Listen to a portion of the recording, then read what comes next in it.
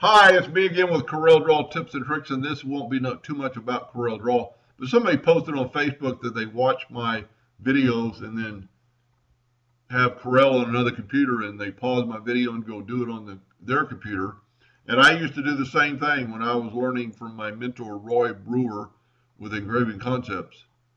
I would actually scoot my chair over to my other computer. But you can do this on one computer.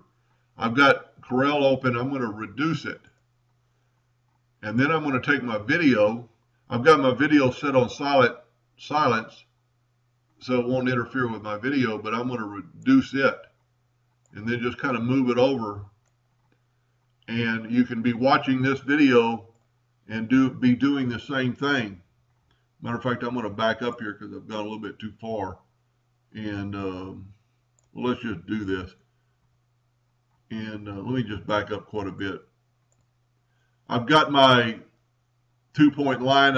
I've just drawn a parallel line with the control button. I hit P, put it in the center of the page. I take my virtual segment delete key, and as you can see, I'm doing it over there, and delete this side, and then take away your line, and of course you'll be hearing my voice on the other one, and then Control D and make a duplicate, holding down the control button and making your other side. Take your Smart Fill tool and fill it in, and now you have a welded surface. And then left click, right click, and you've got my outline. So you could be watching my video on the same screen and doing it on Corel Draw without using two computers.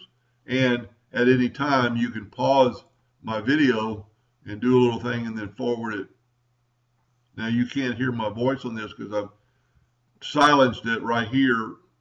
I muted it so it wouldn't interfere with me talking right now. I hope that helped a little bit. Thank you for watching.